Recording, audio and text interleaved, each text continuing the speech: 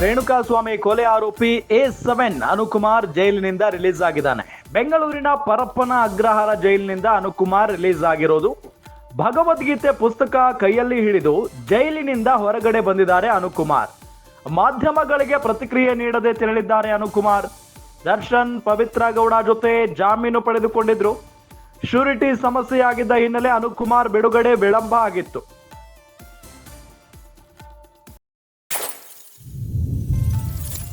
ರೇಣುಕಾಸ್ವಾಮಿ ಕೊಲೆ ಕೇಸ್ನಲ್ಲಿ ಜಾಮೀನು ಪಡೆದವರೆಲ್ಲ ರಿಲೀಸ್ ಆಗಿದ್ದಾರೆ.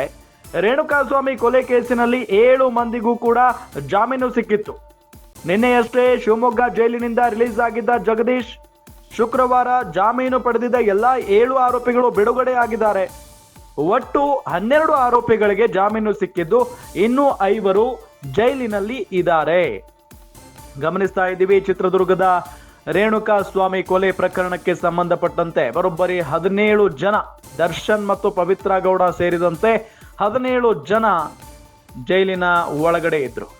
ಅದಾದ ನಂತರ ಈಗ ಜೈಲು ಒಳಗಡೆ ಇರೋದು ಕೇವಲ 5 ಜನ. ಇನ್ನುಳಿದಂತ ಎಲ್ಲರೂ ಕೂಡ 12 ಜನ ಕೂಡ ಹೊರಗಡೆ ಬಂದಿದ್ದಾರೆ. 6 ಕೊಲೆ ಆರೋಪಿಗಳು. ದರ್ಶನ್ಗೂ ಬೇಲ್ ಸಿಕ್ಕಿದೆ, ಜೊತೆಗೆ ಪವಿತ್ರ ಗೌಡ ಅವ್ರಿಗೂ ಕೂಡ ಬೇಲ್ ಸಿಕ್ಕಿದೆ. ಹಾಗೆ ಅವರ ಜೊತೆಗೆ ಯಾರ್ಯಾರೆಲ್ಲ ಇದ್ರು ಅವರೆಲ್ಲರಿಗೂ ಬೇಲ್ ಸಿಕ್ಕಿದೆ. ಇನ್ನು ಕೇವಲ 5 ಜನರಿಗೆ ಬಿಟ್ಟು ಇವತ್ತು ರೇಣುಕಾಸ್ವಾಮಿಯ ಕೊಲೆ ಆರೋಪಿ A7 ಅನುಕುಮಾರ್ ಜೈಲಿನಿಂದ ರಿಲೀಸ್ ಆಗಿರೋದು. ಬೆಂಗಳೂರಿನ ಪರಪ್ಪನ ಅಗ್ರಹಾರ ಜೈಲಿನಿಂದ ಅನುಕುಮಾರ್ ಬಿಡುಗಡೆ ಆಗಿದ್ದಾರೆ. ಭಗವದ್ಗೀತೆ ಪುಸ್ತಕ ಕೈಯಲ್ಲಿ ಹಿಡಿದು ಜೈಲಿನಿಂದ ಹೊರ ಬಂದಿದ್ದಾರೆ ಅನುಕುಮಾರ್. ಮಾಧ್ಯಮಗಳಿಗೆ ಪ್ರತಿಕ್ರಿಯೆ ನೀಡದೆ ಹೋಗಿರೋದು. ಸಹಜವಾಗಿ ಮನಸ್ಥಿತಿ ಬೇರೆ ಇರುತ್ತೆ. ಈಗ ಮಾಧ್ಯಮಗಳ ಜೊತೆಗೆ ಮಾತನಾಡುವಂತ ಒಂದು ಸಮಾಧಾನನೂ ಇರಲ್ಲ ಅವರಿಗೆ. ಈಗಾಗಲೇ ದರ್ಶನ್ ಪವಿತ್ರ ಗೌಡ ಜೊತೆ ಜಾಮೀನು ಪಡೆದಿದ್ರು ಅನುಕುಮಾರ್. ಮೊನ್ನೆ 7 ಜನರ ಅರ್ಜಿ ವಿಚಾರಣೆ ಇತ್ತು.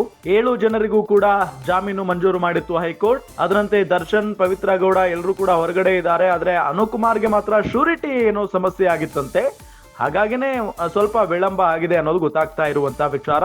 ಇನ್ನು ರೇಣುಕಾಸ್ವಾಮಿ ಕೊಲೆ ಕೇಸ್ನಲ್ಲಿ ಜಾಮೀನು ಪಡೆದವರೆಲ್ಲ ರಿಲೀಸ್ ಆಗಿದ್ದಾರೆ. ಟೋಟಲ್ ಆಗಿ ರೇಣುಕಾಸ್ವಾಮಿ ಕೊಲೆ ಕೇಸ್ನಲ್ಲಿ 7 ಮಂದಿಗೆ ಮೊನ್ನೆ ಜಾಮೀನು ಸಿಕ್ಕಿತ್ತು. ಅದರಂತೆ ನಿನ್ನೆಯಷ್ಟೇ ಶಿವಮೊಗ್ಗ ಜೈಲಿನಿಂದ ರಿಲೀಸ್ ಆಗಿದ್ದ ಜಗದೀಶ್ ಶುಕ್ರವಾರ ಜಾಮೀನು ಪಡೆದಿದ್ದ ಎಲ್ಲಾ ಆರೋಪಿಗಳು ಈಗ ಬಿಡುಗಡೆ ಆಗಿರೋದು. ಒಟ್ಟು 12 ಆರೋಪಿಗಳಿಗೆ ಜಾಮೀನು ಸಿಕ್ಕಿದ್ದು, ಇನ್ನು 5 ಜನ ಇನ್ನೂ ಕೂಡ ಜೈಲಿನಲ್ಲೇ ಇದ್ದಾರೆ.